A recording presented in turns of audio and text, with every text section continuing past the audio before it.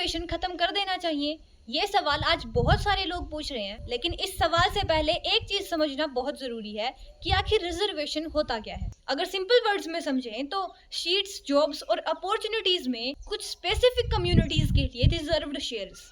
अब अगला सवाल ये है कि आखिर इंडिया में इस रिजर्वेशन की जरूरत क्यों पड़ी। इंडिया में हिस्टोरिकली कुछ कम्युनिटीज के साथ कास्ट के बेसिस पर डिस्क्रिमिनेशन हुआ। उन्हें एजुकेशन, जॉब्स और सोसाइटी में इक्वल अपॉर्चुनिटीज नहीं मिलती थी और इसी इनइक्वालिटी को एड्रेस करने के लिए हमारे कॉन्स्टिट्यूशन में ऐसी कुछ कम्युनिटीज के लिए स्पेशल प्रोविजन रखे गए। लेकिन अब इसका मतलब ये नहीं कि रिजर्वेशन पर सवाल नहीं उठने चाहिए, बिल्कुल उठने चाहिए। क्या करंट रिजर्वेशन सिस्टम को बेटर किया जा सकता है? क्या इसका बेनिफिट उन लोगों तक इफेक्टिवली पहुंच रहा है जिनको इसकी सबसे ज्यादा जरूरत है?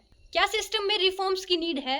इन सभी सवालों पर डिबेट होनी चाहिए। लेकिन यहाँ पर एक सबसे जरूरी पॉइंट है, अगर हम रिजर्वेशन पर डिबेट करेंगे लेकिन कास्ट पर बेस्ड डिस्क्रिमिनेशन पर बात नहीं करेंगे तो फिर हम प्रॉब्लम का सिर्फ एक ही पार्ट डिस्कस कर रहे हैं। आज अगर किसी इंसान को सिर्फ उसकी कास्ट के बेसिस पर इंफीरियर समझा जाता है, उसके साथ डिस्क्रिमिनेशन होता है या उसे सोशल लेवल पर अलग ट्रीट किया जाता है, तो ये भी एक सीरियस प्रॉब्लम है। इसीलिए रिजर्वेशन के सिस्टम को क्वेश्चन करना गलत नहीं है, लेकिन बिना कास्ट डिस्क्रिमिनेशन के रिजर्वेशन का टॉपिक भी इनकम्प्लीट है। हमें दो चीजों पर बात करनी होगी, रिजर्वेशन कैसे बेटर होगा और कास्ट के नाम पर डिस्क्रिमिनेशन को कैसे सोसाइटी से खत्म किया जाए। क्योंकि अगर ह्यूमन सिस्टम को रिफॉर्म करना है तो सिर्फ पॉलिसी को नहीं बल्कि उस प्रॉब्लम को भी समझना पड़ेगा जिसकी वजह से वो पॉलिसी बनाना जरूरी हो गया।